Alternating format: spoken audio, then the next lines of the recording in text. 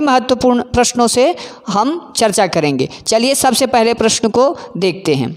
31वां एशियाई मुक्केबाज चैंपियनशिप 2021 प्रतियोगिता में भारत का कौन सा स्थान रहा? भारत का यह चौथा स्थान रहा। अब देखते हैं कि यह किस स्थान पर हुआ है। यह Asia 31st Asian boxing championship United Arab अमीरात में हुआ। ये मानचित्र में देख सकते हैं, यूनाइटेड अरब अमीरात है। अब इसको ध्यान रखना है कि 31वां एशियन बॉक्सिंग चैंपियनशिप जिसमें भारत का चौथा स्थान रहा और ये यूनाइटेड अरब अमीरात में हुआ। अब जानते हैं कि भारत की तरफ से किस किस ने इसमें स्वर्ण पदक जीते हैं। भारत की तरफ से 2 स्वर्ण पदक आए हैं और इसमें जो सबसे पहला स्थान रहा वो कजाकिस्तान का रहा है।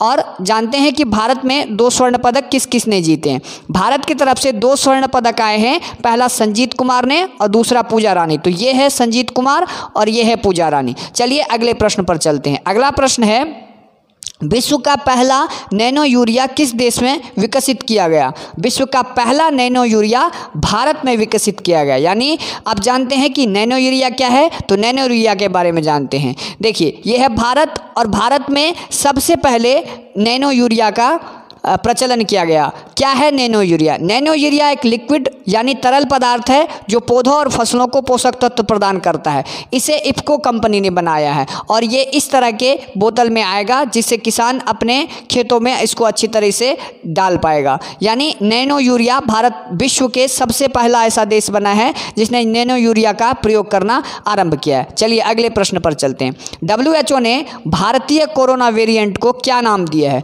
WHO ने भारतीय कोरोना वेरिएंट को डेल्टा वेरिएंट के नाम से जाना है। तो जानते हैं क्या है WHO? WHO का पूर्ण रूप होता है वर्ल्ड हेल्थ ऑर्गेनाइजेशन यानी विश्व स्वास्थ्य संगठन। यह 194 देशों की, देख रहे हैं यहाँ 194 देशों की एक स्वास्थ्य संस्था है जिसकी स्थापना 7 अप्रैल 1948 को की गई। इसका मुख्यालय स्विट्जरलैंड जिनेवा में है। देखिए ये स्विट्जरलैंड है और ये जिनेवा है। तो इस तरह से चलिए अगले प्रश्न पर ध्यान देते हैं। युवा लेखकों को अपना परामर्श देने के लिए प्रधानमंत्री ने किस पोर्टल का आरंभ किया है? युवा लेखकों को परामर्श और वर्धापन के लिए प्रधानमंत्री ने युवा पोर्टल का आरंभ किया है।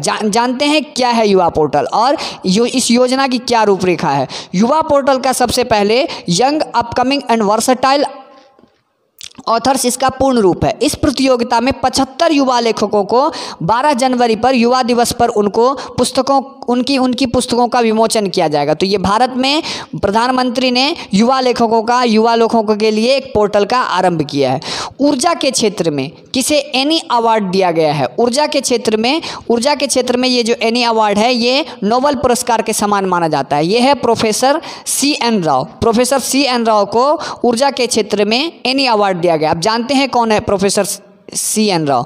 देखिए ये है प्रोफेसर C.N. राव। इनको ऊर्जा के क्षेत्र में एनी अवार्ड दिया गया। क्या है एनी अवार्ड? अंतर्राष्ट्रीय एनी अवार्ड को एनर्जी फ्रंटियर अवार्ड भी कहा जाता है जिसे ऊर्जा के क्षेत्र का नोबेल पुरस्कार कहा जाता है। तो इस तरह से है। अब हम आपसे एक प्रश्न पूछते हैं। आज का प्रश्न, WHO का मुख्यालय कहाँ है? इस प्रश्न का उत्तर आप कमेंट बॉक्स में दे सकते हैं।